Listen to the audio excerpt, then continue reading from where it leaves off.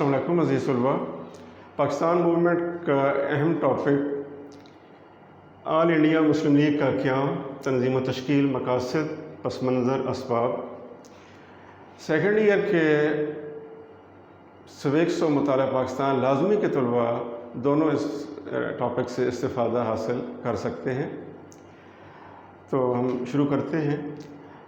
آل India Muslim league کی تنظیم و تشکیل۔ آل انڈیا مسلم لیگ کا قیام 30 دسمبر 1906 کو ڈھاکہ میں عمل میں آیا۔ مہنڈن ایجوکیشنل کانفرنس کے اختتام پر ڈھاکہ کے نواب سمیع اللہ خان نے برصغیر کے رہنماؤں کی ایک اجلاس منعقد کیا، جس کی صدارت نواب وقار الملک نے کی، اور حالات کی ضرورت کو مد نظر رکھتے ہوئے برصغیر کے مسلمانوں کے لیے ایک سیاسی تنظیم تشکیل کرنے کی ضرورت کو محسوس کیا گیا۔ چنانچہ نواب سلیم اللہ خان نے ایک قرارداد پیش کی، جس کی روح سے برصغیر کے مسلمانوں کے لیے ایک نئی سیاسی جماعت تشکیل دی گئی، جس کا نام آل انڈیا مسلم لیگ رکھا گیا۔ اس قرارداد کی تائید کی نواب وقار الملک نے، نواب سمیع اللہ خان نے، حکیم اجمل خان نے، مولانا محمد علی جوہر نے اور جسٹس شاہدین نے۔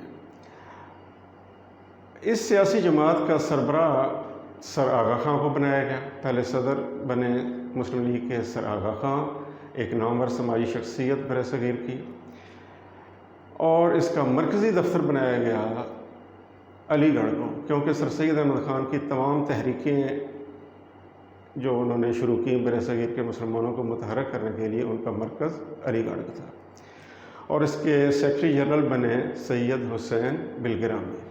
اب اس تنظیم کے مقاصد کی طرف ہم آتے ہیں۔ اس کے 3 مقاصد ہیں آل انڈیا مسلم لیگ قائم کرنے کے۔ پہلا مقصد ہے انگریزوں اور مسلمانوں کے درمیان مفاہمت پیدا کرنا، مسلمانوں اور انگریزوں کے درمیان غلط فہمیاں جو ہیں ان کا ازالہ کرنا، اور ایک دوسرے کے لیے وفاداری کے جذبات پیدا کرنا۔ دوسرا اس تنظیم کا مقصد تھا کہ مسلمانوں کے حقوق کا تحفظ کرنا اور ان کے مطالبات حکومت تک پہنچانا۔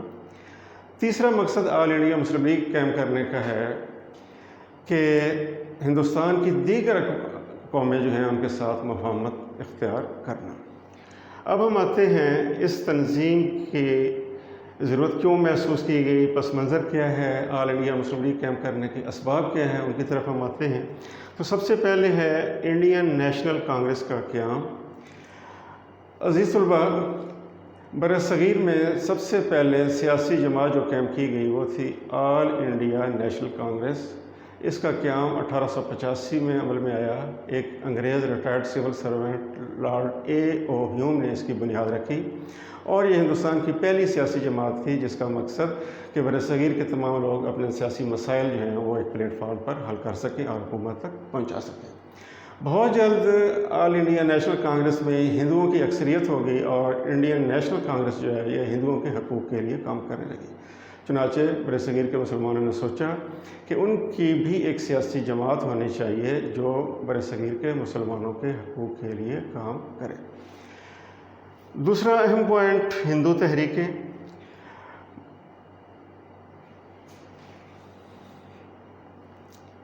مسلم لیگ کی ضرورت اس وجہ سے بھی محسوس کی گئی کہ بہت سی متعصب تحریکیں، جس میں آریہ سماج، ہندو مہاسبھا جیسی تحریکیں پیدا ہو گئیں، جن کا مقصد مسلمانوں کی تہذیب و ثقافت کو ختم کرنا اور برصغیر کے اندر رام راج کا قیام تھا۔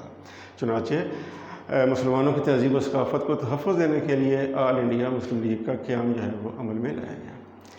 تیسرا پوائنٹ عزیز طلباء ہمارا ہے ہندو قیادت۔ آل انڈیا نیشنل کانگریس کی قیادت اعتدال پسند اور متوازن لوگوں کی بجائے 20ویں صدی کے آغاز میں انتہا پسند ہندوؤں کے ہاتھ میں آ گئی، جس میں مدن موہن مالویہ، بال گنگادھر تلک اور سریندر ناتھ بینرجی جیسے متعصب ہندو جو تھے وہ آل انڈیا نیشنل کانگریس کے سربراہ بن گئے، جن کا مقصد ہندو تنظیم جو متحرک تنظیمیں تھیں مسلمانوں کے خلاف ان کو ابھارنا۔ چنانچہ مسلم تشخص کو برقرار رکھنے کے لیے بھی آل انڈیا مسلم لیگ کا قیام عمل میں لایا گیا۔ چوتھا اہم پوائنٹ ہے وہ ہے اردو ہندی تنازع۔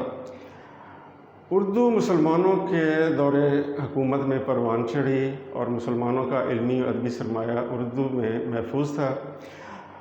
بنارس کے ہندوؤں نے کوشش کی کہ اردو زبان کو ختم کیا جائے اور اس کی جگہ سرکاری دفاتر میں ہندی زبان اور ہندی رسم الخط جو ہے وہ رائج کیا جائے۔ چنانچہ 1867 میں ہندوؤں نے اردو زبان کے خاتمے کے لیے ایک تحریک چلائی، جس کی وجہ سے اردو ہندی تنازع جو ہے وہ پیدا ہوا، اور یہ بنارس مقام ہے اور سال ہے 1867۔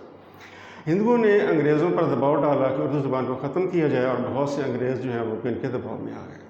اب مسلمانوں کے لیے ضروری تھا کہ اردو زبان کو تحفظ دینے کے لیے اور اس کو روکنے کے لیے، ہندو دباؤ کو روکنے کے لیے ایک تنظیم ہونی چاہیے جو اس دباؤ کا مقابلہ کر سکے۔ چنانچہ برِ صغیر کے مسلمانوں نے آل انڈیا نیشنل کانگریس مسلم لیگ کے نام سے ایک سیاسی جماعت قائم کی۔